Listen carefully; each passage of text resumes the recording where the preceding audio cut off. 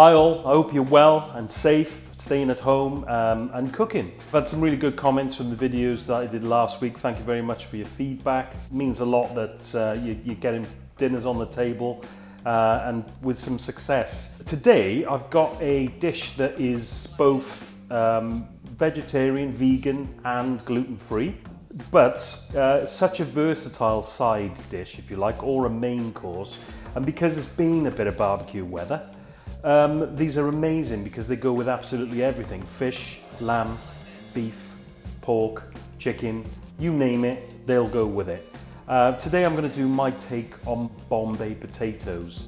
I spent a little bit of time in India and obviously being very interested in cooking, asked a number of chefs some ideas on how to cook things.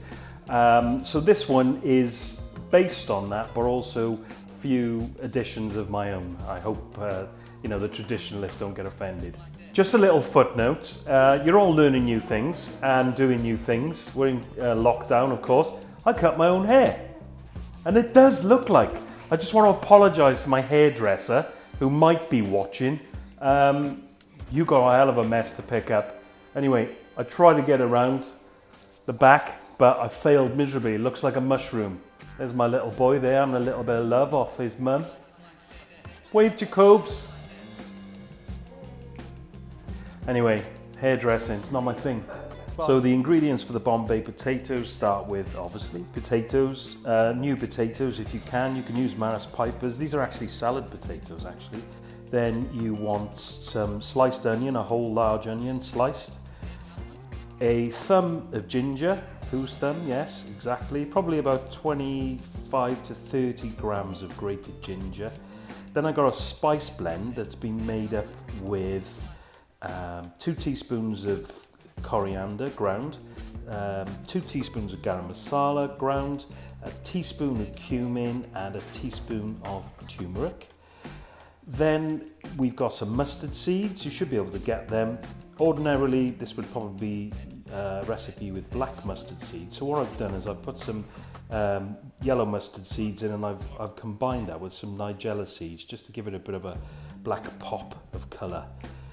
Half a dozen vine tomatoes, 3 large cloves of garlic, 2 green chilies. I'll probably chop them finely. You can take the seeds out if you don't want it too hot. I'm going to leave them in.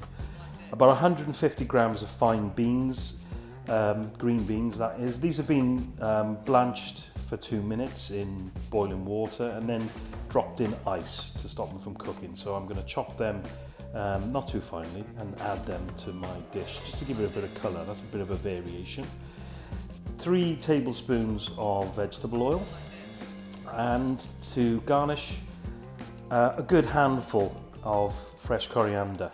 I've added my potatoes to a saucepan of cold salted water and I'm going to boil those for around 8 to 10 minutes until they're just cooked. Once your potatoes are cooked, just drain them and allow them to steam dry. To prepare your tomatoes, I've quartered them and I'm just de-seeding them. You notice I'm keeping the seeds because they're great, seasoned and added to salads, amazing. We just don't need them for this particular dish, but don't waste them. So I'm quartering the tomato and just de-seeding them like that. Don't be too fussy. Then take 4 of your de-seeded tomatoes and just add them to a blender together with 3 cloves of garlic. And then until they come together.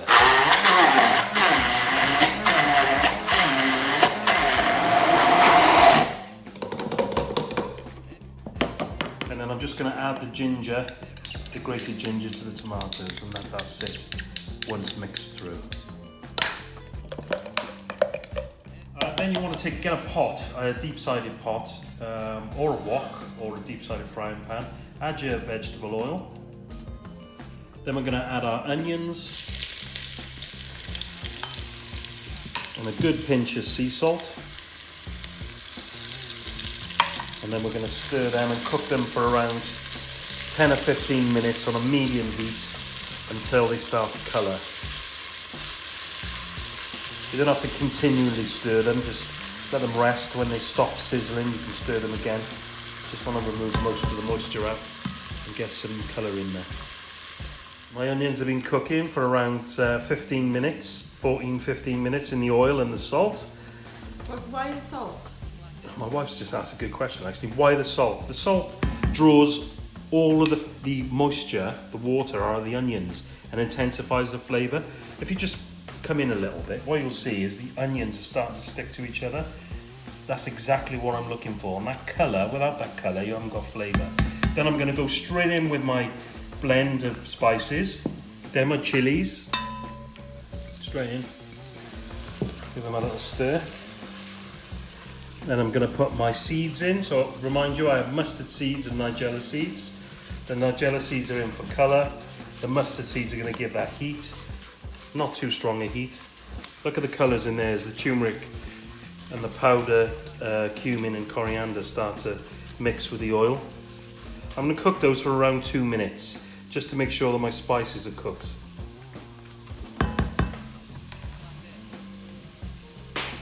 Now we're going to go in with the tomato. So there's, if you remember, we blended tomatoes with garlic and ginger. I added the ginger at the end. I'm just going to heat that through to get a nice little sizzle going on.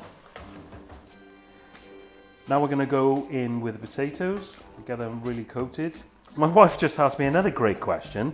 Can you use tin tomatoes? Yes, you can use tin tomatoes. However, the flavour of these tomatoes, particularly vine tomatoes versus tomatoes from a tin, they're a million miles away.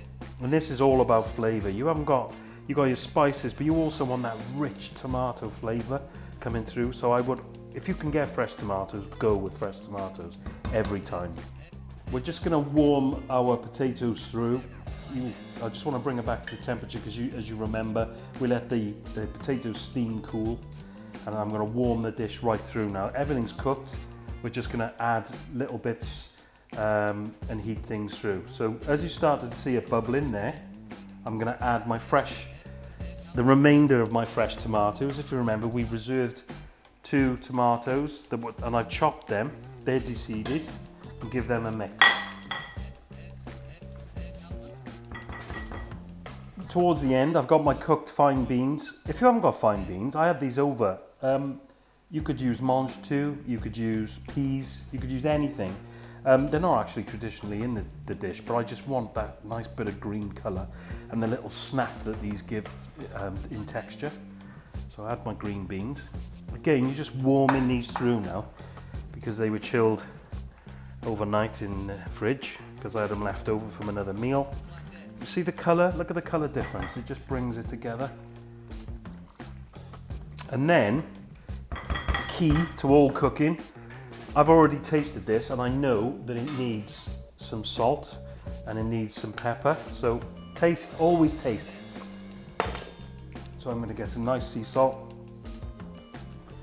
Season quite liberally. I know what it needs. And a crack of black pepper. Give that a stir through, and then we're gonna dish that. The other thing you can do as well, I might maybe not mentioned earlier, this is a dish great warm on a hot plate with fish or other proteins, but also cold. You can serve it completely cold. The flavour is amazing. Just store it overnight in the fridge, and it, like any curry, curry flavours, left 24 hours. Just intensifies that flavour even more. I've plated my dish up and all that remains, a bit of fresh coriander. You may remember earlier on I chopped up some coriander, including the stalks. Just get a bit of coriander on there. And I always finish everything with a bit of black pepper. And that's the dish. Done.